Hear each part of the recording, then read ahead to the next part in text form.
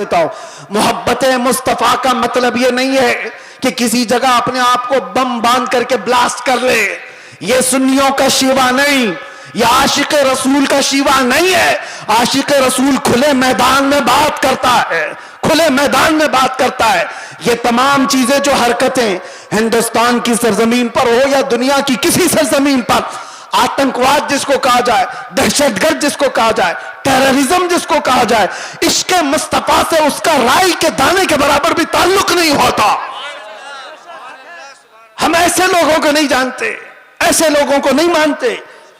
और नौजवानों, ऐसा कभी कोई बहकाए तो कान खड़े कर लेना तवज्जो से। क्या अपने आप को हिलाकत में डालना, कुरान कभी इसकी इजाजत नहीं देता। और नाहक किसी ऐसे आम आदमी की जान लेना, यह तो बहुत दूर की बात है। इस्लाम तुम्हें बिल्ली को भी अगर बांध करके रखा और खाना पानी नहीं दिया, मर गई तो जहन्नम में चला जाएगा। यह हदीस पाक में मौजूद है। तुम्हारी इबादतें सब मुंह पर मार दी जाएंगी, जानवर पर भी जुल्म जायज नहीं। ये तमाम जो चीजें आज पैदा की जा रही है इस्लाम के चेहरे को मस्ख करने के लिए, कितने हालात खराब हुए मुझे पता है। 9/11 के बाद पूरी दुनिया के हालात बदल गए। क्यों? इस्लाम को इस तरह से पेश किया गया, मुसलमानों के चेहरे को इस तरह से पेश किया। चंद मुसलमानों ने अगर यह किया है तो सारे मुसलमानों को चाहिए कि ऐसे लोगों से अपना कोई रिश्ता ना रखे। खुल करके कहो, सूफिया की ये जमात है या औलिया कामिलीन से मोहब्बत करने वाले और इश्क़े मुस्तफा की गुन गाने वाली जमात है। नौजवान, सोशल मीडिया पर अगर कहीं किसी का लिंक भी हो तौबा कर लो, निकल जाओ ऐसी चीजों से। अरे तुम शेर हो, मुस्तफा करीम के वफादार हो, तुम्हें ऐसी हरकतों की जरूरत कतई नहीं पेश आएगी। अल्लाह तबारक व तआला इस दीन का हामी व नासिर व मददगार है। आज मुलतवी किया गया जलसा दोबारा इस मैदान में इनेकाद पजीर है। गालिबन आप हजरात को यह मालूम होगा 19 तारीख को ही हमें यहां आना था। और सारे लोगों ने अफवाहें भी फैला दी होंगी कि ये तारीख देते और आते नहीं हैं। इसीलिए बेचारे जो एयरपोर्ट पर हमें लेने आए थे वो जब तक देखे नहीं उन्हें यकीन भी नहीं था। कभी कभार ऐसे हालात पेश आ जाते हैं, इंसानी तकाजा है, बशरियत का तकाजा है। और मैंने पांसकुरा वालों से कहा था जिंदगी बाकी रही तो मैं खुद अपने तमाम तर मसरूफियात ख़त्म करके चलकर यहाँ ज़रूर आऊँगा इंशाअल्लाह। और इन लोगों की मोहब्बत मुझे पता है। छोटी जगह से लेकर आज एक बड़े मैदान में आप तब्दील होकर नज़र आ रहे हैं। लेकिन मुझे बताओ, एक जलसा कैंसिल हुआ था इससे कबल, कैंसिल तो नहीं, मैं नहीं आ पाया था, लेकिन दोबारा सिर्फ तकरीबन 20 दिनों के बाद वापस यहां पर रखा गया है। क्या इसमें किसी चीज की कोई कमी आपको महसूस हो रही है? नहीं होगी और इंशाअल्लाह नहीं होगी। बल्कि मैं तो ये समझता हूं कि रोज भी हम मेरे मुस्तफा की बात करें तो कोई कमी नहीं आएगी। ये दीवानों का हुजूम पैसों के लिए थोड़ी ना आता है। वो नेताओं का जलसा नहीं है। ये 500 के नोटों पर जमा कर लिया जाए। ये वो मजमा है जो रात के 12 बजे भी अपनी गर्दनें हुजूर के लिए देने को तैयार है। ये नबी पाक सल्लल्लाहु अलैहि वसल्लम के आशिकों का हुजूम है, जिसके लिए हर वक्त बराबर का होता है, हर वक्त बराबर का होता है। लोग मुझसे अक्सर ये कहा करते हैं कि रात के 12 बज गए पब्लिक खत्म हो जाएगी, 2 बज गए पब्लिक खत्म हो जाएगी। लेकिन हमने देखा जिस वक्त जाते हैं सब भरा मजमा इसी तरह है। मेरे अजीजों, ये मुझे नहीं, ये मेरे मुस्तफ़ा को सुनने के लिए आते हैं। ये नबी पाक सल्लल्लाहु तआला अलैहि वसल्लम की मोहब्बत की बरकत है। और अल्लाह तबारक व तआला जब चाहता है हुजूम के दिलों को एक तरफ मुतवज्जे फरमाता है। रब तबारक व तआला की नेमतों में से है। और एक बात मैं आपको बता दूं, बहुत देर से आपके इस मिंबर पर बैठे थे तो हम देख रहे हैं कुछ चीजें हमें नजर आई, उस पर मैं आपको अर्ज करता हूं। लोग ये कहते हैं कि इतनी सारी चीजें आपने देखी, मुसीबतें, फिर भी उसी तरह से बोलते हो, फिर वही अंदाज के साथ चलते हो। डरना तो चाहिए कि हालात कैसे हैं, सारे हालात को देखो और फिर डर करके आप अपने एतबार से मसलहत का रास्ता इख्तियार करो। मेरे अजीजों, मसलहत और हिकमत किसको कहते हैं? अगर नबी पाक सल्लल्लाहु ताला अलैहि वसल्लम की इज्जत पर बात करने को, खामोशी इख्तियार करने को मसलहत और हिकमत कहते हैं, तो ऐसी मसलहतों को हम लात मारते हैं। यही मसलहत नहीं है, इसको बुज़दिली कहा जाता है, मुदाहनत कहा जाता है, नफ्स परस्ती कहा जाता है। और अगर दुनिया इसको जुर्म कहती है तो यह जुर्म हम हर बार करेंगे, 100 बार करेंगे। अपने मुस्तफा करीम सल्लल्लाहु ताला अलैहि वसल्लम से मोहब्बत का इजहार जुर्म अगर किसी को लगता है तो यह जुर्म तो हम शौक से करेंगे। ये किसी को लगता हो तो, वैसे तो हकीकत में जुर्म है। लेकिन दुनिया ने आज देखा है, कुछ वो लोग भी हैं जिनको आज ऐसे कीड़े काटे हुए हैं कि हम अपने नबी से मोहब्बत का इजहार करें तो भी जुर्म लगता है।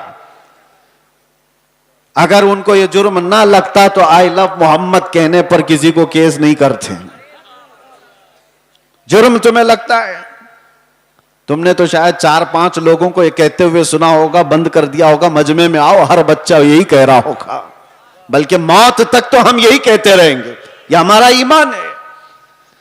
मैं जो बात कह रहा था वो ये कि सारे हालात हो जाने के बाद भी मुसलमान फिर उसी अंदाज से क्यों चलता है? हुजूर पाक सल्लल्लाहु ताला अलैहि वसल्लम की मोहब्बत की बातें उसी अंदाज से क्यों करता रहता है?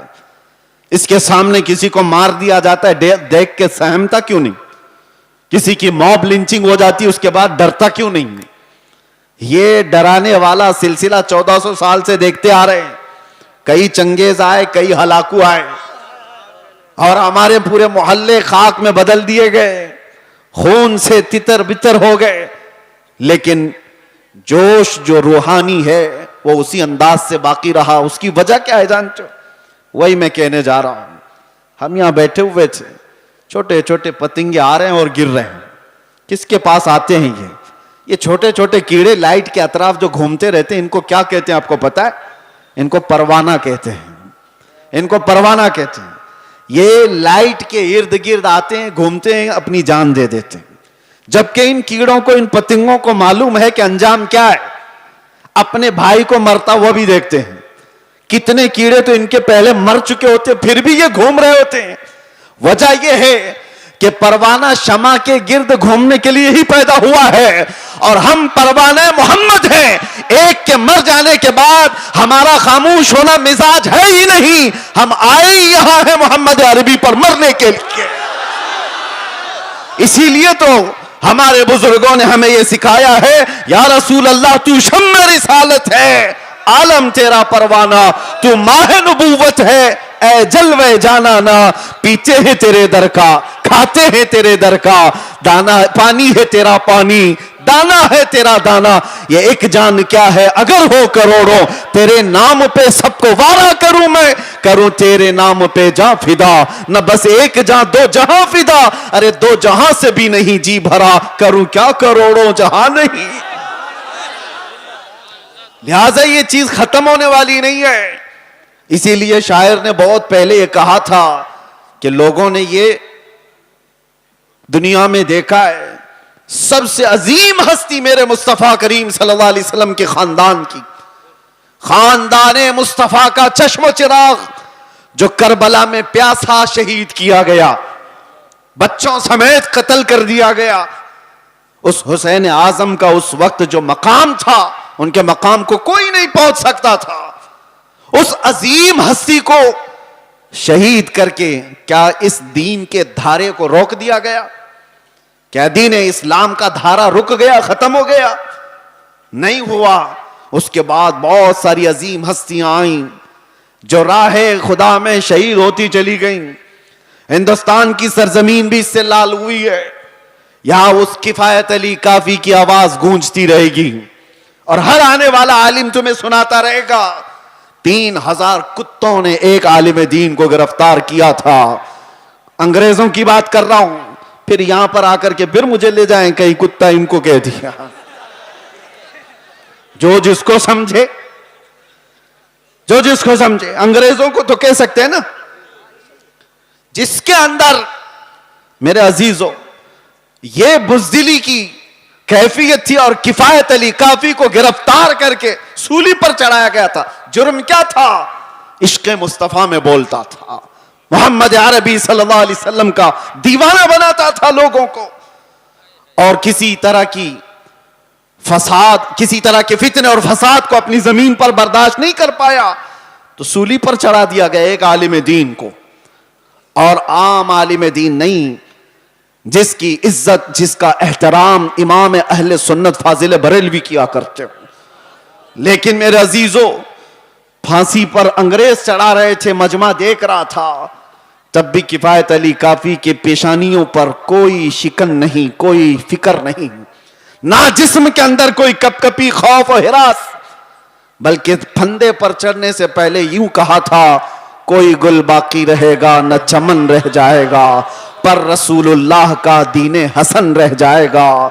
सब फना हो जाएंगे काफी वो, लेकिन हश्र तक नाम हजरत का जुबानों पर चलन रह जाएगा। क्या किया अंग्रेजों ने? 8 दिन तक जश्न मनाया था। किफायत अली काफी को हमने फांसी पर चढ़ा दिया। फांसी पर चढ़ाने से पहले 8 दिन तक किफायत अली काफी के जिस्म पर गरम इस्त्री फेरते थे, और जब जख्म होता था तो उस पर नमक छिड़कते थे। उस आलिम दीन को उन्होंने बहुत आजमाइशों में मुब्तला किया, लेकिन वो टस से मस नहीं हुआ। शहीद होने के बाद 8 दिन तक तो जश्न मनाते रहे, ये सोचते हुए कि अब जगाने वाला खत्म हो गया, एक ऐसा जो बोलने वाला था बंद हो गया। उन जालिमों को खुदा का ये दस्तूर नहीं मालूम, मुरादाबाद शहर में इन्होंने किफायत अली काफी को फांसी पर चढ़ाया था, और वही जमाना है 100 किलोमीटर दूर बरेली में अल्लाह ताला इमाम अहमद रजा को पैदा कर रहा है। और वो इमाम अहमद रजा जब जवानी में तशरीफ लाए तो फिर पूरी कौम की गुत्थियों में इश्क मुस्तफा पिला दिया। हर जगह से आवाज आने लगी, हर जगह से आवाज आने लगी, सबसे आला वो औला हमारा नबी, सबसे बाला वो बाला हमारा नबी। बच्चे बच्चे की जुबानों पर इश्क मुस्तफा सल्लल्लाहु ताला अलैहि वसल्लम की सदाएं गूंजने लगी।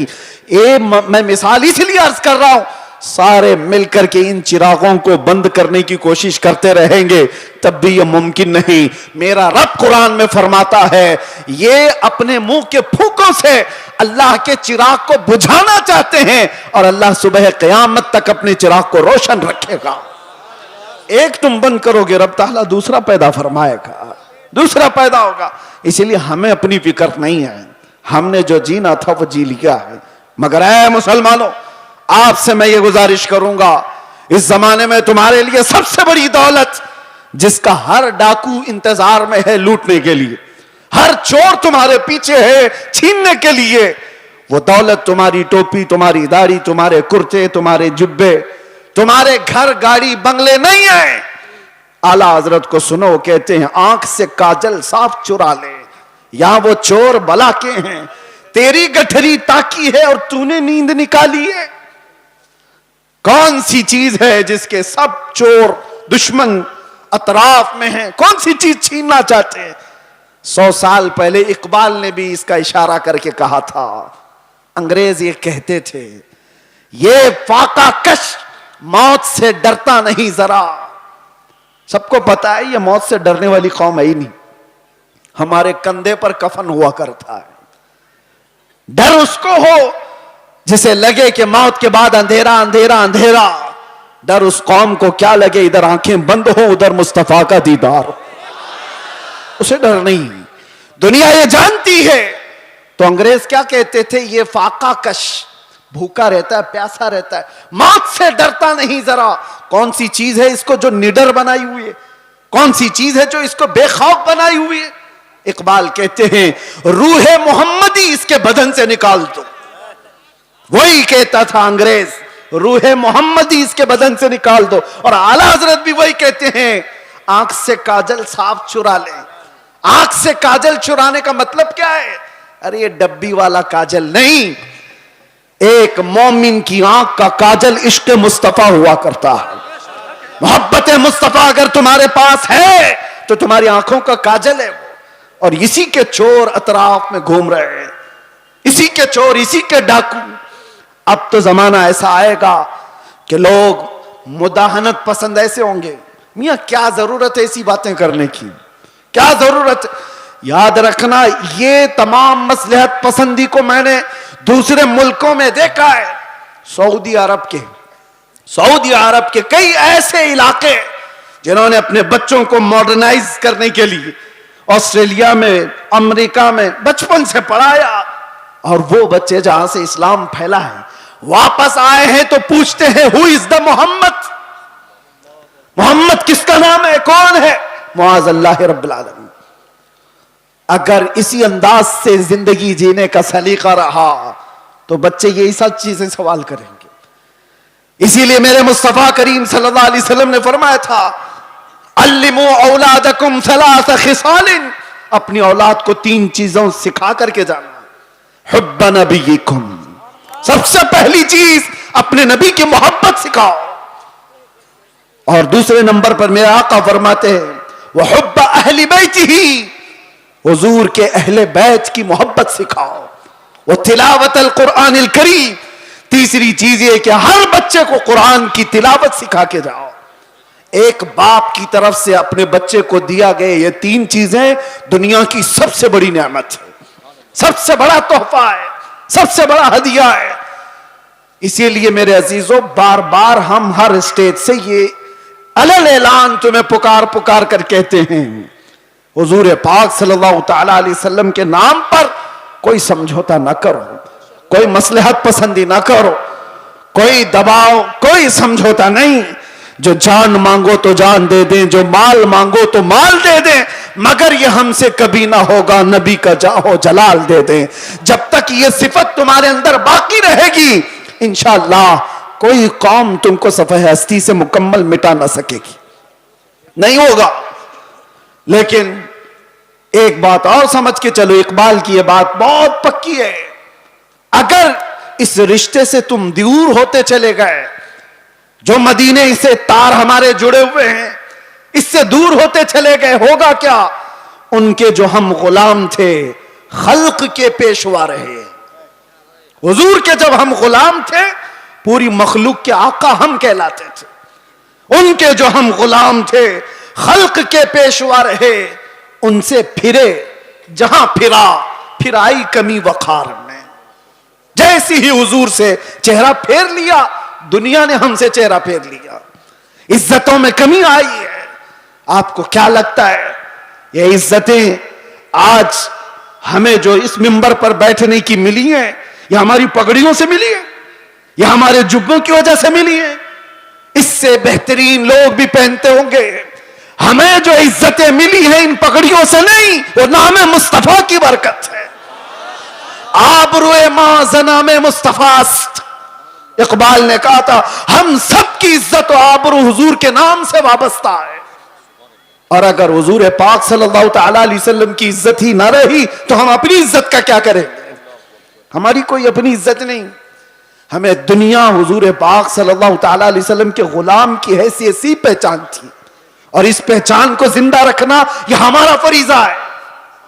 इस पहचान को बाकी रखने में हम हर कसर पूरी करें।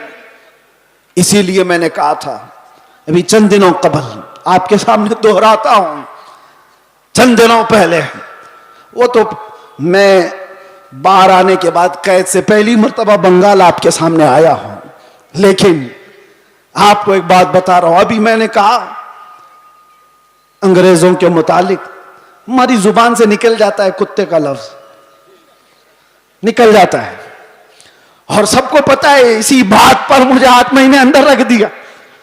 मैं कहता हूं मेरे अजीजों, अलल ऐलान कहता हूं, दुनिया को, सबको कहता हूं, अगर तुम्हें कहना है मुझे एक बार नहीं 1000 बार कुत्ता कहो, दरबार रिसालत का, मोहम्मद अरबी का, हमें जरा बराबर भी फर्क नहीं पड़ेगा, बल्कि हम तो उसको दुनिया का सबसे बड़ा लक़ब समझेंगे। सबसे बड़ी इज्जत है। सगे तैबा सब मुझे कह कह के पुकारे बेदम, यही रखियो मेरी पहचान मदीने वाले, यही रखियो मेरी पहचान मदीने वाले। मैं तुमसे पूछता हूं, अगर तुम्हें बारगाह मुस्तफा का कुत्ता कहा जाए तो किसी को शर्म आएगी? किसी को ऐब लगेगा? वजह यह है कि हम इन निस्बतों पे फख्र करते हैं। मैं उनसे कहता हूं, तुम्हें अगर इस बात पर शर्म आती है तो ऐसी निस्बतों को छोड़ो। जिनको ये लगता है, ऐब लगता है, वो इन निस्बतों को छोड़े। आए जहां पर बंदा हुजूर के दरबार में अपने आप को कुत्ता भी कहता है तो उसे फख्र महसूस होता है। लेकिन इसका मतलब ये नहीं, हमने बारगाह मुस्तफा में अपनी निस्बतें खाकिस्तर होने के अंदाज से पेश तो की, मगर मेरे मुस्तफा की गैरत देखो। रसूल पाक सल्लल्लाहु अलैहि वसल्लम ने हमें मजमे में कुत्ते की हैसियत से नहीं पेश किया, जिस मजमे में गए शेर की हैसियत से पेश फरमाया। ये सिर्फ हमारे लिए नहीं है, जो भी बारगाह मुस्तफा की निस्बत पर फख्र करता है दुनिया उसे हल्के में नहीं लेगी, फिर अल्लाह तबारक व तआला उसकी इज्जतें बढ़ा देता है। आला हजरत ने जिंदगी भर बारगाह मुस्तफा में अपनी निस्बतों पर फख्र किया है, और गौसियत मआब के दरबार पर निस्बत जोड़ते हुए क्या कहा था बरेली के ताजदार ने? गौसे पाक के दरबार में क्या कहा था पता? हम तो कह देते हैं गौस पाक का मुरीद हूं, गौस पाक के सिलसिले का मुरीद हूं। मुरीद होना, खादिम होना, यह अपनी जगह पर। वक्त का मुजद्दिद, जिसको अल्लाह तबारक तआला ने 55 से ज्यादा उलूम व फनून पर महारत दी है, 1000 से ज्यादा किताबें लिखाओ, तकवा और तहारत का इमाम। लेकिन गौसे पाक के दरबार में जब बात करनी हो तो यूं कहता है, ऐ गौसियत मआब, तुझसे दर, दर से सग, और सग से है मुझको निस्बत। सग किसको कहते हैं? सग कुत्ते को कहते हैं। आला हजरत कहते हैं, या गौस तुझसे दर, दर से सग, और सग से है मुझको निस्बत। मेरी गर्दन में भी है दूर का डोरा तेरा, और इस निशानी के जो सग हैं नहीं मारे जाते। सग का मतलब कुत्ता फारसी में। आला हज़रत कहते हैं इस निशानी के जो कुत्ते हैं मारे नहीं जाते। हश्र तक मेरे गले में रहे पट्टा तेरा, जिसके पास भी ये निस्बत मौजूद है वो मारे नहीं जाते, पकड़े नहीं जाते। म्यूनिसिपैलिटी बेल्ट वाले कुत्ते को नहीं उठाती है। हाँ, इंजेक्शन उसको मारा जाता है जो आवारा है, दूसरों को काट खाने दौड़ता है। लेकिन जिस कुत्ते के गले में पट्टा होता है उसे छोड़ दिया जाता है। वो निशानी है कि इसका कोई मालिक है, ये किसी का पाला हुआ है। इसीलिए आवारा मत रहो, उन निस्बतों पर फख्र करो कि दुनिया देखकर ही कहे ये मदीने वाला। इसे ना छेड़ो, ये दरबारे रिसालत में बिका हुआ है, इसे ना छेड़ो। कई ऐसे मामलात थे मेरे अजीजों, सहाबा इकराम रिदवानुल्लाह ताला अलैहिम मजमाइन, बहुत छोटी तादाद में। एक मैं वाकया बताता हूं हदीस पाक में। हजरत सलमा बिन अकवा रदियल्लाहु ताला अन्हु हुजूर के एक ऐसे सहाबी हैं, आला हजरत ने उनका पूरा तफसील से वाकया लिखा है। सलमा बिन अकवा एक सहाबी ऐसे हैं जिनको राजिलु रसूलिल्लाह कहा जाता था, यानी ये हमेशा हुजूर की फौज में पैदल चलने वाले साहबी, कभी सवारी नहीं करते थे, पैदल। इत्तेफाक ऐसा हुआ, कार्रा का रहने वाला एक अब्दुर्रहमान नाम का शख्स, वो मदीने पर हमला आवर हुआ, 400 लोगों को लेकर आया। 400 लोगों को रात के वक्त में मदीने के बागीचों पर हमला किया और खजूरें जमा किया। 400 लोगों की तादाद बड़ी होती है। मदीने में लोग सो रहे हैं उस वक्त। इत्तेफाक ऐसा कि ये कार्रा के रहने वाले इन मुनाफिकों और काफिरों की फौज लूट मार करके लौट रही थी तो सलमा बिन अकवा ने देख लिया। होना क्या चाहिए, गांव का एक आदमी जाग रहा है तो लोगों को जगाए कि इतनी बड़ी फौज मदीने के बागीचों से खजूरें लेकर जा रही है, लोगों को जगाए। सलमा बिन अकवा ने किसी को जगाया नहीं, तन्हाई 400 के पीछे दौड़ पड़े, सबके पीछे दौड़ पड़े। और हैरत की बात है कि 400 दौड़ भी रहे हैं। एक नबी पाक के गुलाम से डर करके दौड़ भी रहे। दौड़ते दौड़ते इतनी दूर चले गए कि मदीने से भी निकल गए। वो खजूरें उठाए भाग रहे और सलमा बिन अकवा उनके पीछे पड़े हुए। एक सहाबी की हैबत कितनी थी कि 400 दौड़े जा रहे हैं। सुनने में आपको हैरत होती है कि नहीं? 400 दौड़े दौड़े चले तो गए। एक मकाम ऐसा आया कि सब इधर उधर हो गए, 10 इधर, 15 इधर, 20 इधर, लेकिन सलमा बिन अकवा किसी का पीछा नहीं छोड़ रहे। जो थक करके गिरता था उसकी गर्दन पे पांव रखते थे और इसी तरह पता नहीं कितने गिरा दिए और दौड़ाते रहे। अब्दुर्रहमान कारी ये पहाड़ पे चढ़ने लगा और पीछे मुड़ करके कहा, क्या शख्स तुझे क्या चाहिए, क्यों इतना दौड़ा रहा है? कहा, जब तक तुम्हारे पास मदीने की एक खजूर भी बाकी रहेगी नहीं छोड़ूंगा। एक खजूर भी बाकी रहेगी नहीं छोड़ूंगा। क्या हिम्मत है, क्या हैबत है। और वो सामने वाले बात भी कर रहे हैं। एक बात याद रखना, ये सारा पावर काजू बादाम का नहीं है, निस्बत मुस्तफा का है। हुजूर पाक का गुलाम है, हावी है। 400 के 400 खड़े इधर उधर बिखर गए। अब्दुर्रहमान कारा का रहने वाला जो शख्स था उसने लोगों से कहा कि जिसके जिसके कंधे पर जितनी खजूरें वो फेंक दो, यह ऐसा खूंखार लग रहा है कि हम में से किसी एक को भी छोड़ेगा नहीं। छोड़ दो खजूरें, जान बचाओ और निकलो। लोगों ने खजूरें फेंकी, सब कुछ फेंका और बगैर किसी एक भी खजूर के वो लोग वापस लौट गए, सब चले गए। ये सलमा बिन अकवा सारी खजूरें जमा कर रहे हैं और उठाने जितनी उतनी, इतना ज्यादा वजन है कि एक आदमी उठा ना सके। खींचते हुए मदीने की तरफ लेकर के आ रहे हैं। रास्ते में एक और सहाबी हजरत अबू कुतादा मिल गए।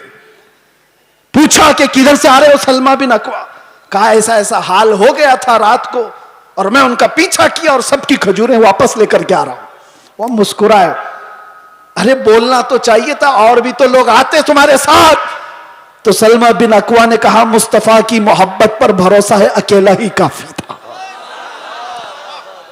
मुझे वक्त नहीं मिला किसी को उठाने का, मैं खुद ही दौड़ पड़ा। लेकिन सलमा बिन अकवा ने पूछा, अबू कुतादा तुम कैसे आ गए? कहा, मुझे मेरे घोड़े ने हिनहिना करके बताया, यह बहुत हिनहिना रहा था और इस रास्ते की तरफ मुंह दिखा रहा था, तो मैं अपना घोड़ा लिया और दौड़ पड़ा। देखा तो तुम रास्ते पर आ गए। अब सुनो, आला हजरत फरमाते हैं, कौन सी चीज थी सलमा बिन अकवा की जो ये हैबत उनके अंदर पैदा की हुई थी, ये ताकत व कुव्वत और ये रौब पैदा की हुई थी? सुनो,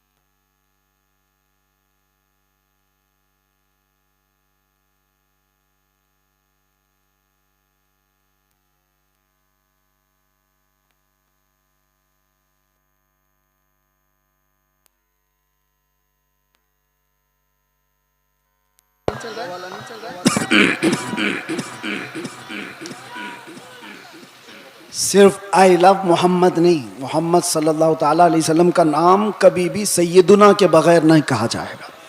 वो हमारे आका हैं, आम इंसान नहीं। हमेशा से याद रखो, आई लव सैयदुना मोहम्मद सल्लल्लाहु ताला अलैहि वसल्लम। मैं जो बात कर रहा था सलमा बिन अकवा की, आला हजरत लिखते हैं वजह क्या थी? यह हैबत, यह ताकत, यह रौब। एक तन्हा इंसान 400 पर भारी कैसे हुआ? सलमा बिन अकवा कहते हैं बात यह थी कि एक बार नबी पाक सल्लल्लाहु ताला अलैहि वसल्लम ने सबको बैत करने के लिए बुलाया। लोगों को हुजूर बैत कर रहे थे।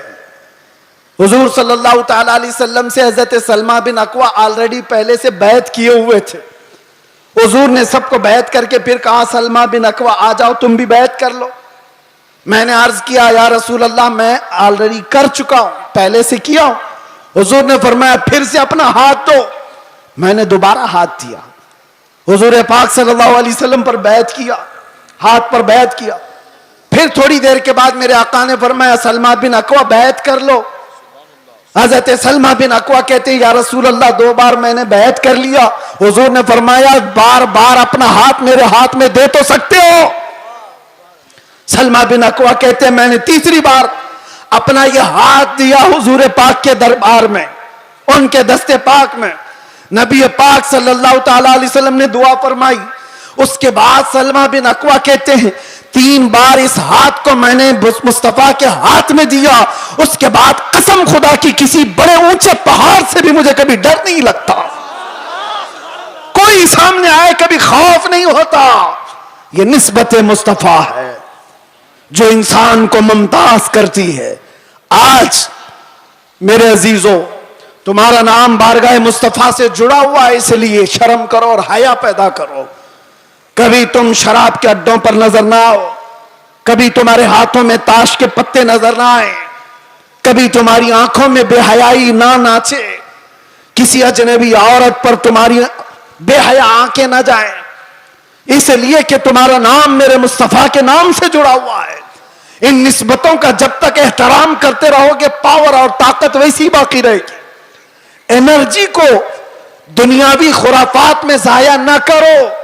अल्लाह ने आज भी तुम्हारा रौब बाकी रखा है, आज भी है। हमने खुद महसूस किया है, हमने देखा है। आपको खुद को अंदाजा नहीं, लेकिन दुनिया को अंदाजा है। अल्लाह तबारक व तआला मोहब्बत मुस्तफा के सदके ये इज्जत और ये हैबत, ये ताकत, ये रौब अता करता है। लेकिन अगर तुम ये सोचोगे कि इज्जत हम किसी और जरिए से ढूंढेंगे, हमने देखा है लखनऊ में आज से 2-3 साल पहले एक कुत्ता आया था जो अपना नाम भी बदल लिया था, याद होगा। बहुत टीवी पर बिठा दिया जाता था, धर्म भी बदल लिया, नाम भी बदल लिया। हाँ, और सोचने लगा कि इस्लाम ऐसा है वैसा है, बहुत कुछ फैलाया। 6 महीने के बाद रो रो करके लोगों से गिड़गिड़ाने भी लगा कि मुझे बचा लो, मेरी जान पे खतरा है। मैं नाम या जिक्र नहीं करता इसलिए कि स्टेज ना पाक ना हो। लेकिन एक बात याद रखो, हुजूर पाक सल्लल्लाहु ताला अलैहि वसल्लम के इस दीन पाक से गद्दारी करके जो दूसरी जगह इज्जत ढूंढता है, कुरान क्या कहता है, वमन यब्तगी गैरल इस्लामी दीनन फलन युक़बल मिन्ह। अल्लाह ताला ने कुरान में फरमाया, और यही बात मैं आपसे कहता हूं। आला हजरत क्या कहते हैं, सुनो। आला हजरत फरमाते हैं, बारगाह मुस्तफा सल्लल्लाहु ताला अलैहि वसल्लम से जो गद्दारी किया, जो उनके दर से यार फिरते हैं, दर बदर यूं ही खार फिरते हैं, दर बदर यूं ही खार फिरते हैं। इज्जत ढूंढो आमीना के लाल के पास, इज्जत ढूंढो गुंबद खजरा के मकीन के पास। हमने दुनिया में देखा है जो नबी पाक की गुलामी को अपनाए हैं, 70 साल के भी होते हैं तो उनकी खूबसूरती में फर्क नहीं आता। 80 साल के भी हो जाएं तो उनको बूढ़ा कोई नहीं कहता। आज भी मौजूद है हमारे मशाइख, लेकिन इज्जतों में कोई कमी नहीं। और जिन्होंने पूरी हिंदुस्तान में फितना और फसाद मचा करके सियासत किया था, 90 साल के ऊपर भी हो गए, अभी मरने को तैयार नहीं। ऐसे बहुत सारे लीडर बैठे हुए हैं जिनको कोई पूछता भी नहीं, अखबार के किसी कोने में उनका नाम भी नहीं। बहुत सारे ऐसे 40-40 साल लोगों की नौकरियां करते रहे। मैं जॉब की बात नहीं कर रहा हूं, सियासत में इसकी उसकी चाटते रह गए तलवे और कुछ नहीं हासिल कर पाए। लेकिन मेरे मुस्तफा की गुलामी जिसने अपने गले में डाल दिया था, फिर देखो आप हुजूर ताजुश शरिया के आखिरी अदवार को हमने देखा है, जाहिरी जिंदगी के आखिरी दौर को भी देखा है। मेरे अजीजों, 75 साल की उम्र हो गई थी। 1 लाख नौजवानों को, खूबसूरतों को एक तरफ बिठाओ और एक तरफ बरेली के उस शहजादे को बिठाओ और देखो दुनिया किसकी तरफ देखती है। क्यों? ये चेहरे पर गाजा और ये चेहरे पर कशिश, ये पाउडर और लाली की नहीं, ये मुस्तफा करीम की गुलामी की है। मुस्तफा करीम सल्लल्लाहु तआला अलैहि वसल्लम के मोहब्बत का जो जमाल है वो कभी कम नहीं होता। बचपन में हम सुनते आते थे, मोहम्मद के गुलामों में बुढ़ापा आ नहीं सकता। इसीलिए इज्जत इधर उधर क्यों ढूंढते हो, क्यों जाते हो? उन नौजवानों पर मुझे बड़ा तरस आता है जो कहते हैं दुनिया पता नहीं क्या कहेगी। 5 ग्राम की टोपी उनको भारी लगती है, 5 किलो की फटी जीन्स पहन करके फैशन समझता है। दाढ़ी उसको बहुत भारी लगने लगती है, चुभती है, गड़ती है, रोज उसको निकाल करके गटर नाली में फेंक देता है। और दाढ़ी भी बेचारी इतनी जिद्दी है, रोज आकर के उसको बताती है तू मर्द है। वो निकाल करके कहता है नहीं हूं मैं, वो भाग रहा है।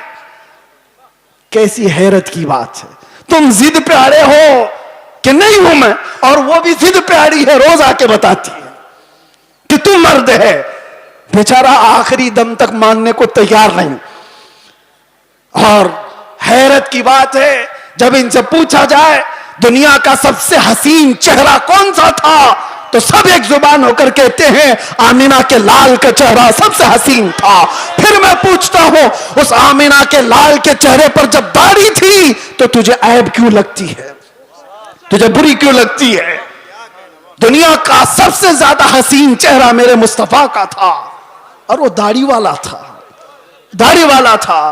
और एक बात उन औरतों से भी कहता हूं जो औरतें खुले बाल में समझती है कि ये फैशन है, आधे नंगेपन को समझती है फैशन है।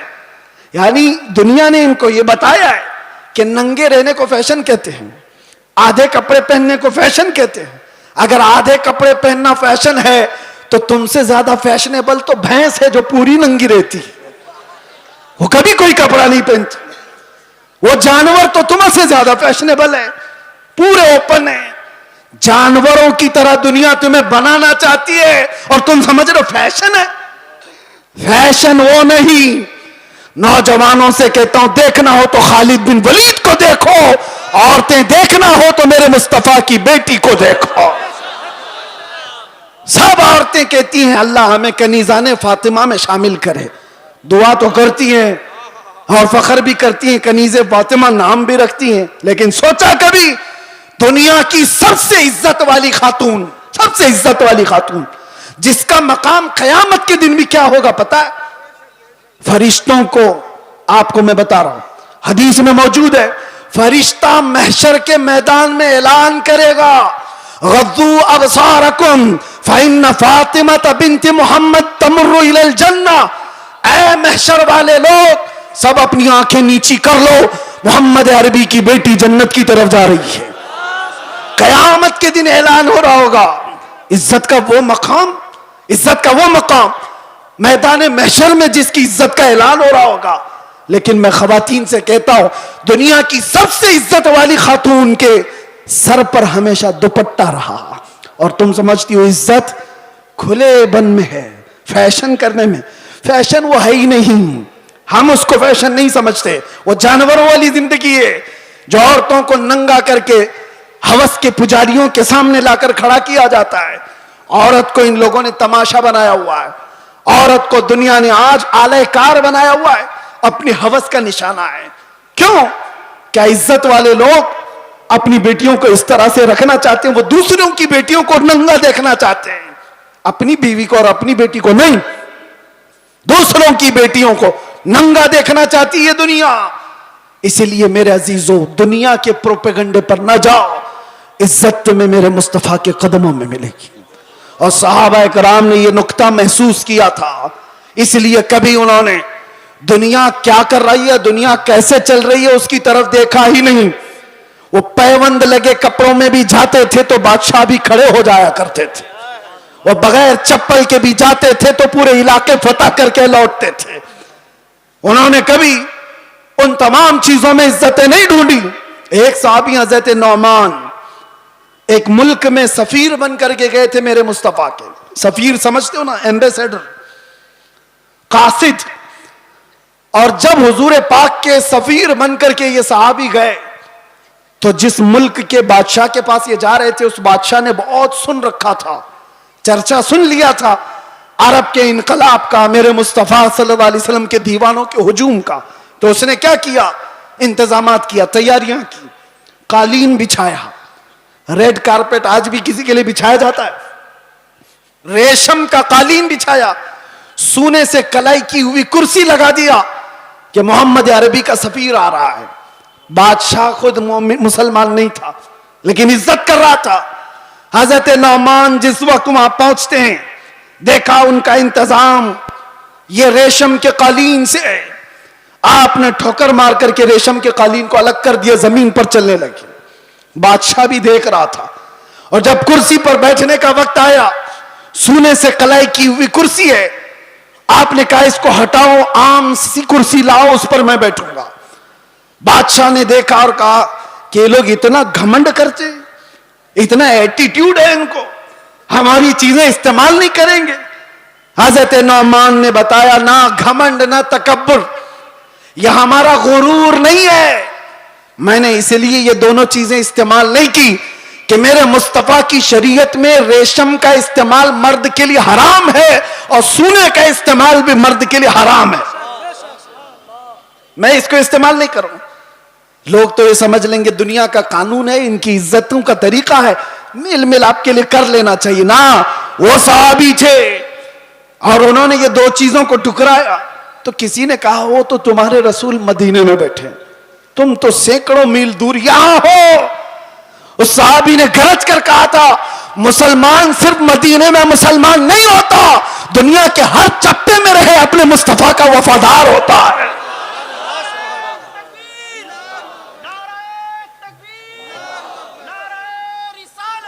अपने नबी का वफादार होता है। उन सहाबा ने इज्जतें अपने नबी की निस्बत में ढूंढी थी। आज लोग ये समझते हैं कि दुनिया की चकाचौंध में रंग जाने में इज्जत मिल जाएगी, कुछ नहीं मिलने वाला है। जिंदगियां गुजर जाएंगी, लोगों की ठोकरों पर ही जीते रह जाओगे, लोग उछालते रह जाएंगे। हाँ, नबी पाक सल्लल्लाहु ताला अलैहि वसल्लम से वफादारी और उनकी मोहब्बत में जो इज्जत है, मैं कहता हूं चंद तकलीफें तो आ सकती हैं, लेकिन कल्ब का जो सुकून है वो दुनिया की झोलियों में कभी नहीं मिलेगा। अल्हम्दुलिल्लाह हमने ये चीज महसूस भी किया है। दुनिया जिस तरह भी तकलीफ देने की बात करती हो, लेकिन मुस्तफा करीम की याद हमें सुकून बख्श देती है, उनकी यादें हमें दिल की तमानीनत अता कर देती हैं। आ जाओ ऐ मेरे सुन्नी मुसलमानों, आला हजरत की उस बात पर हम जमा हो जाते हैं जिसमें उन्होंने कहा था, आज ले उनकी पनाह, आज मदद मांग उनसे, कल न मानेंगे कयामत में, अगर मान गया उन्हें जाना, उन्हें माना, न रखा गैर से काम, लिल्लाहिल हम्द मैं दुनिया से मुसलमान गया। सारे टेंशन, सारे डिप्रेशन का एक ही इलाज है, किसको किसको राजी करोगे, एक को राजी करोगे दूसरा नाराज। दुनिया यही है, इसीलिए आओ, सबको राजी कर भी ना पाओगे, जिंदगियां खत्म हो जाएंगी। इसीलिए आला हजरत कहते हैं सारे टेंशन, सारे डिप्रेशन का एक ही इलाज है, उन्हें जाना, उन्हें माना, न रखा गैर से काम, लिल्लाहिल हम्द मैं दुनिया से मुसलमान गया। अपने आप को बारगाह मुस्तफा के हवाले करो। बमुस्तफा बरसा खैश के दी हम उस्त, गर्ब उन रसीदी तमाम बुल हबीस। ये इकबाल कहता है, अपने आप को नबी के कदमों तक पहुंचा दे, इसी का नाम दीन है। और अगर तू वहां तक नहीं पहुंचा तो जिंदगी अबू लहब की तरह है, जिंदगी अबू लहब की तरह है। ऐ नौजवानों, नबी पाक सल्लल्लाहु ताला अलैहि वसल्लम से वफादारी का मतलब क्या है? वफादारी किसको कहते हैं? अभी मैं कहूंगा तो नारे जोर से लगाओगे, ये वफादारी है। और फिर एक डंडा पड़े तो सारे भाग जाएं, ये वफादारी है। वफादारी ये नहीं, वफादारी तूफानों में भी खड़े रहे, आंधियों में भी खड़े रहे और शरीयत मुस्तफा को आंच आने ना दे, शरीयत मुस्तफा पर अपने अमल के जरिए से उसको मजबूती अता करे, यह वफादारी है। मिसाल के तौर पर मैं अगर किसी को कोई चीज दे करके जाता हूं, एक कपड़ा ही सही, मोहब्बत का तकाजा तो यह है कि लोग उसको संभाल कर रखेंगे, सही बात है। मैं अगर अपना अमामा किसी को दे दूं, 4 लोगों को, और मैं कहूं कि इसको संभालो, तुम्हारी अगर मोहब्बत है तो इस चीज को संभाल कर रखोगे। लेकिन वक्त ऐसा आया कि सारी जगहों पर बोलते तो घूम रहे, हमारे पास ये है, हमारे पास अमामा है, हमारे पास कपड़ा है, लेकिन पूछा गया है कहां, पता चला किसी गटर में रखा हुआ है, किसी कीचड़ में है, किसी मट्टी में है, कहीं पड़ा हुआ है। बस जुबानों पर है कि हमारे पास है। बिला तशबी बिला तमसील, दीने मुस्तफा के साथ हमने यही किया हुआ है। फख्र तो करते हैं कि हम मुसलमान हैं, इस्लाम हमारे पास है। कहां है वो इस्लाम? ना औरतों पे नजर आ रहा है, ना बच्चियों पे नजर आ रहा है, ना शादियों में नजर आ रहा है। वो इस्लाम है का जुबानों पर। वफादारी इसको नहीं कहते। वफादारी ये है कि तुम्हारे जिस्म पर इस्लाम नजर आए, तुम्हारे अमल में इस्लाम नजर आए, तुम्हारे अखलाक में इस्लाम नजर आए, तुम्हारे बोल चाल में, तुम्हारे तरीक़ेकार में इस्लाम नजर आए। मस्जिदों में क्यों नहीं नजर आता? फजर में क्यों गायब हो सारे के सारे? इस्लाम कहां है? मेरे अजीजों, नारा लगाना ये दुनिया का सबसे आसान काम है। ये शहादत कहे उल्फत में है कदम रखना, लोग आसान समझते हैं मुसलमान होना। और इसीलिए मेरे आका सल्लल्लाहु अलैहि वसल्लम ने एक सहाबी से फरमाया था, हम तो छोड़ो, हम तो बहुत निकम्मे लोग हैं, बहुत दूर के हैं। वो सहाबा थे जो दुनिया के सबसे अच्छे लोग थे। एक सहाबी ने आकर के हुजूर से इतना कहा था, वल्लाही इन्नी ला उहिब्बका या रसूल अल्लाह, कसम खुदा की है अल्लाह के रसूल, मैं आपसे बहुत मोहब्बत करता हूं। हुजूर ने क्या फरमाया जानते हो? उन्जुर मादा तकूल, सोच के बोल क्या कह रहा है।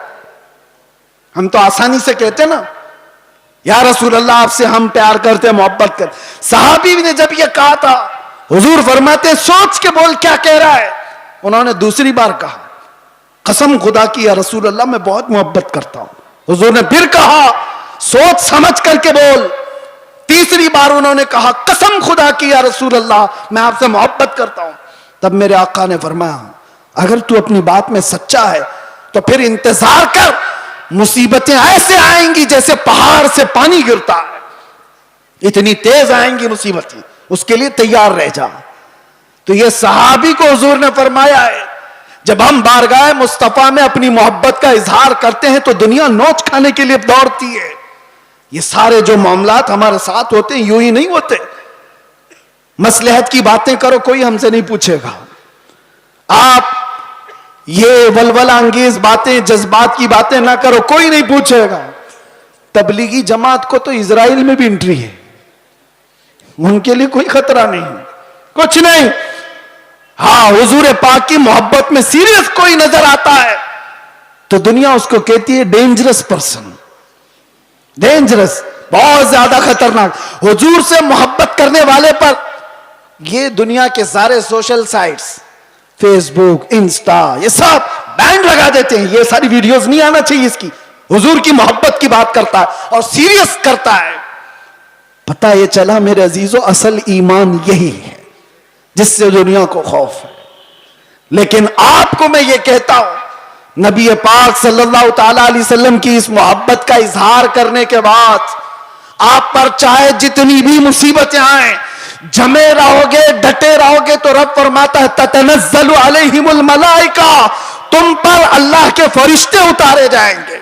वो ये कहते हुए आएंगे, ला तखाफू व ला तहज़नू, घबराओ मत, डरो मत, अनकरीब अल्लाह ने जिस जन्नत का वादा किया है वो जन्नत तुम्हारे इंतजार में, डरो मत, घबराओ मत। इसीलिए मेरा आखिरी ये मैसेज है सबको कि मुस्तफा करीम सल्लल्लाहु ताला अलैहि वसल्लम के दरबार में अपने आप को सुपुर्द करने का मतलब ये, उनकी शरीयत ताहरा को जिंदा रखो। हालात इतने पेचीदा होते चले जा रहे हैं, दुनिया की सबकी नजरें तुम्हारी तरफ है, तुम्हारे अखलाक की तरफ, तुम्हारे किरदार की तरफ। और याद रखना, मैं आज इजहार भी कर देता हूं, मोहब्बत मुस्तफा का मतलब ये नहीं है कि किसी जगह अपने आप को बम बांध करके ब्लास्ट कर ले। ये सुन्नियों का शिवा नहीं, यह आशिक रसूल का शिवा नहीं है। आशिक रसूल खुले मैदान में बात करता है, खुले मैदान में बात करता है। ये तमाम चीजें जो हरकतें हिंदुस्तान की सरजमीन पर हो या दुनिया की किसी सरजमीन पर, आतंकवाद जिसको कहा जाए, दहशतगर्द जिसको कहा जाए, टेररिज्म जिसको कहा जाए, इश्क़े मुस्तफा से उसका राई के दाने के बराबर भी ताल्लुक नहीं होता। हम ऐसे लोगों को नहीं जानते, ऐसे लोगों को नहीं मानते। और नौजवानों, ऐसा कभी कोई बहकाए तो कान खड़े कर लेना तवज्जो से, क्या अपने आप को हिलाकत में डालना कुरान कभी इसकी इजाजत नहीं देता। और नाहक किसी ऐसे आम आदमी की जान लेना, यह तो बहुत दूर की बात है। इस्लाम तुम्हें बिल्ली को भी अगर बांध करके रखा और खाना पानी नहीं दिया, मर गई तो जहन्नम में चला जाएगा। यह हदीस पाक में मौजूद है। तुम्हारी इबादतें सब मुंह पर मार दी जाएंगी, जानवर पर भी जुल्म जायज नहीं। ये तमाम जो चीजें आज पैदा की जा रही हैं इस्लाम के चेहरे को मस्ख करने के लिए, कितने हालात खराब हुए। मुझे पता है 9/11 के बाद पूरी दुनिया के हालात बदल गए। क्यों? इस्लाम को इस तरह से पेश किया गया, मुसलमानों के चेहरे को इस तरह से पेश किया। चंद मुसलमानों ने अगर यह किया है तो सारे मुसलमानों को चाहिए कि ऐसे लोगों से अपना कोई रिश्ता ना रखे। खुल करके कहो, सूफिया की ये जमात है या औलिया कामिलीन से मोहब्बत करने वाले और इश्क़े मुस्तफा की गुन गाने वाली जमात है। नौजवान, सोशल मीडिया पर अगर कहीं किसी का लिंक भी हो तौबा कर लो, निकल जाओ ऐसी चीजों से। अरे तुम शेर हो, मुस्तफा करीम के वफादार हो, तुम्हें ऐसी हरकतों की जरूरत कतई नहीं पेश आएगी। अल्लाह तबारक व तआला इस दीन का हामी व नासिर व मददगार है। ये दीन सुबह क़यामत तक जिंदा रहेगा। और मैं मजम्मत भी करता हूं ऐसे किसी भी नौजवान की मुलव्विस होने से, किसी भी नौजवान के।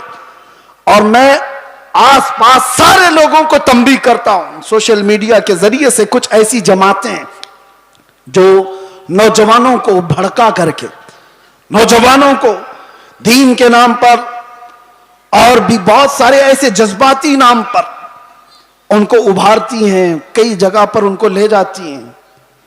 ये सारी जमातें पड़ोस मुल्क से अपना काम कर रही हैं और हिंदुस्तान में क्या पूरी दुनिया में अपने नसें फैलाई हुई हैं। इसलिए यह तंबीहन जरूरी है हर नौजवान को। सोशल मीडिया का भी इस्तेमाल करो तो बहुत सोच समझ करके, किसी के हत्थे मत चढ़ जाना, किसी ऐसे के हत्थे मत चढ़ जाना जो तुम्हारे जज्बात का इस्तेमाल करके तुमसे ऐसे काम करवा दे जो पूरी उम्मत मुस्लिमा के लिए खतरा बन जाए, पूरे इस्लाम के लिए खतरा बन जाए। आज हर मुसलमान के लिए, ये सारे टोपीदारी वालों के लिए कितना खतरा है, कितनी मुश्किलात है। आपको पता है न्यूयॉर्क में आज से 25 साल पहले जब ऐसे हमले हुए थे तो कई साल तक वहां रहने वाले मुसलमानों को कितनी तकलीफें उठानी पड़ी थी, कितनी तकलीफें।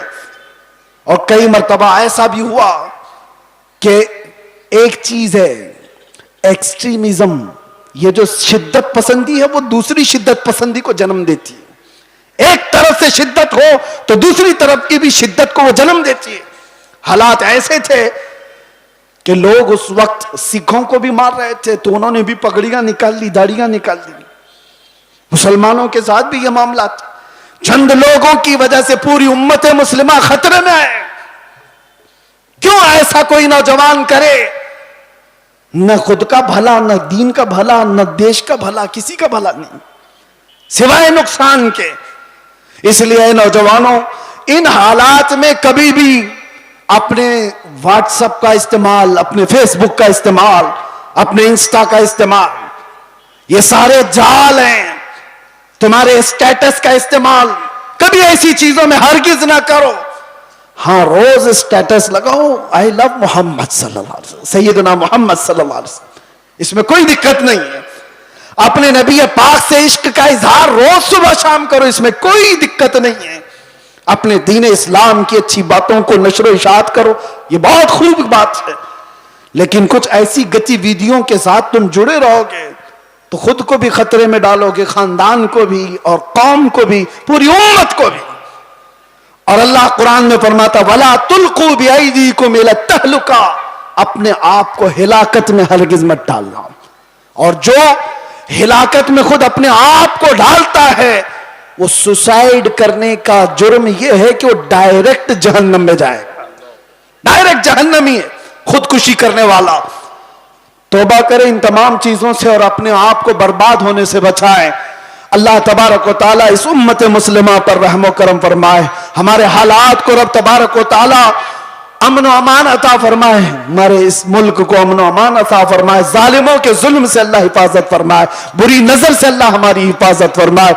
आखिर में फिर मैं ये कहूंगा, ना इधर उधर की बातें करें, चलो आमिना के लाल की बातें करें। हुजूर पाक सल्लल्लाहु अलैहि वसल्लम की बातों से जो इज्जतों में इजाफा है वो किसी और में नहीं। सैयदना उमर इब्न खत्ताब फरमाते हैं, लोग मुझे खत्ताब का बेटा उमर कहते थे, लेकिन जब मुस्तफा करीम की निस्बत आ गई तो लोग अब खत्ताब का बेटा उमर नहीं अमीरुल मोमिनीन कहकर पुकारते हैं और खलीफतुर रसूलुल्लाह कहकर पुकारते हैं। ये इज्जतें हैं मेरे अजीजों। खालिद बिन वलीद 125 जंगों में गए, किसी जंग में शिकस्त नहीं हुई। पूछा गया तो कहते हैं हर जंग में अल्लाह फतह इसलिए अता करता है कि मेरी टोपी में हमेशा हुजूर के 3 मोहर मुबारका हुआ करते हैं। उस निस्बत पर वो फख्र किया करते थे। आज आओ हम भी उन्हीं निस्बतों पर फख्र करें। दुनिया की निस्बतें हमें न यहां सुरखरू करेंगी न वहां पर। बारगाहे मुस्तफा से जो वाबस्ता हुआ उसका हाल यह है, जब तक बिके न थे तो कोई पूछता न था। या रसूल अल्लाह तुमने खरीद कर हमें अनमोल कर दिया। लब्बैक या रसूल अल्लाह, लब्बैक या रसूल अल्लाह, लब्बैक या रसूल अल्लाह। जिंदगी ये नहीं किसी की किसी के लिए, जिंदगी है नबी की नबी के लिए। ना समझ मरते हैं जिंदगी के लिए, जीना मरना है सब कुछ नबी के लिए। या रसूल अल्लाह दहन में जुबान तुम्हारे लिए, बदन में है जान तुम्हारे लिए। हम आए यहां और उठे भी वहां। लब्बैक या रसूल अल्लाह।